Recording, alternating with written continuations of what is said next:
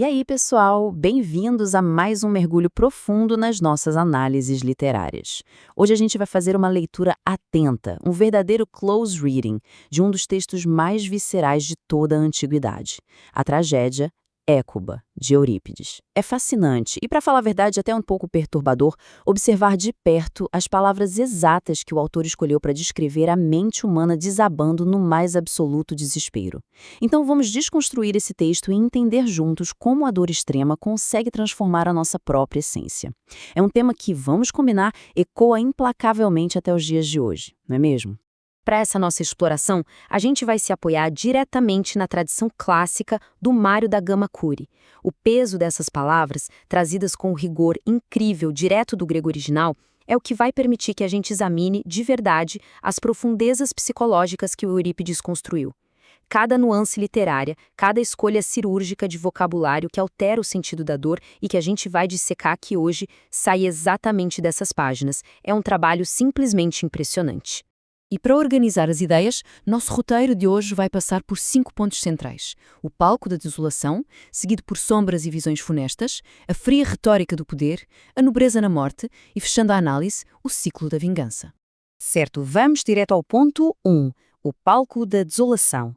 A genialidade do Eurípides já bate na nossa cara logo na primeiríssima fala. A peça não começa com a Hécuba, a protagonista.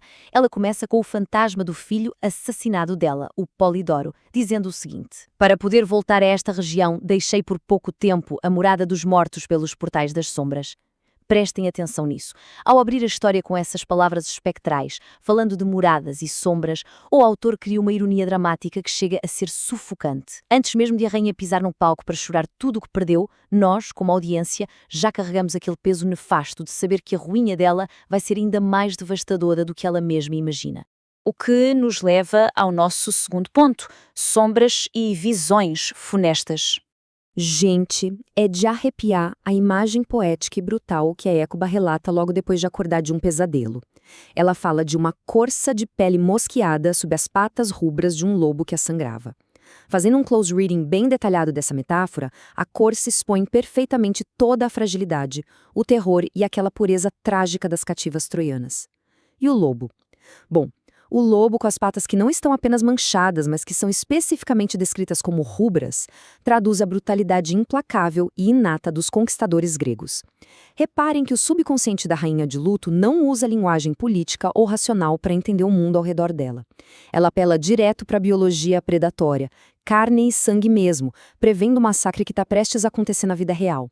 Avançando agora para o ponto 3, a fria retórica do poder. Aqui a gente testemunha uma colisão brutal de argumentos no texto. De um lado, temos a fria necessidade política. Odisseu, o grego, argumenta de forma super pragmática que sacrificar a filha da Hécuba, a Policena, é uma questão de Estado inadiável. É necessário para honrar os heróis mortos e manter a moral das tropas lá em cima. Do outro lado, em oposição total, temos o desespero absoluto da Hécuba. Ela apela para a gratidão e a moralidade básica, lembrando que no passado salvou a vida do próprio Odisseu quando ele era só um espião vulnerável. O que vemos aqui é o esmagamento da ética humana fundamental pelas engrenagens frias e calculistas do Estado. É uma desconexão absurda, quase assustadora, entre o luto rasgado de uma mãe e as planilhas de custo da guerra. Entramos então no ponto 4, a nobreza na morte. Esse momento é fascinante porque o Eurípides constrói todo o poder da Policena não através de súplicas, mas pela pura descrição física que é narrada pelo arauto grego. No momento fatal do sacrifício, ela faz algo incrível. Ela recusa ser amarrada. Primeiro, ela rasga os próprios véus, revelando um torso tão formoso como o de uma estátua. Essa palavra exata, estátua, é crucial aqui. Ela congela a Policena no tempo, imortalizando a personagem quase como se fosse de mármore, ao oferecer a própria garganta à espada de forma altiva, assumindo o controle sobre a própria morte e ainda tendo cuidado milimétrico de cair se cobrindo com pudor, o texto inverte completamente a dinâmica de poder. Ela não é mais aquela corça indefesa e ensanguentada do pesadelo da mãe, lembram? Ela se transforma, de forma sublime, em um verdadeiro monumento atemporal de dignidade literária. E assim chegamos ao quinto e último bloco, o ciclo da vingança. Olha, Se a morte da Polixena teve essa estranha beleza clássica, o que vem a seguir no texto é um horror em pura metástase. Quando o cadáver do filho caçula, o Polidoro, é trazido pelas ondas e devolvido pelo mar, a linguagem da peça nos mostra que a Hécuba simplesmente emudece.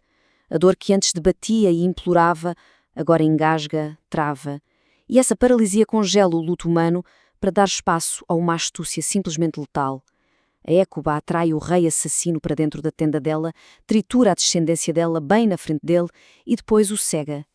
A verdadeira maestria literária dessa reta final é essa guinada psicológica vertiginosa.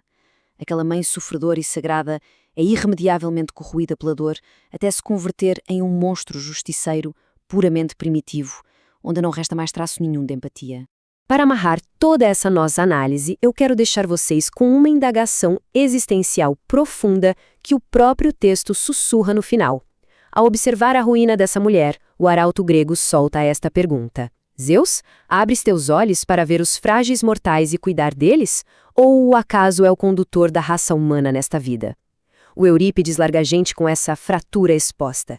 Fica a pergunta: será que a dor excruciante pune as pessoas por um simples acaso cego no universo caótico e indiferente?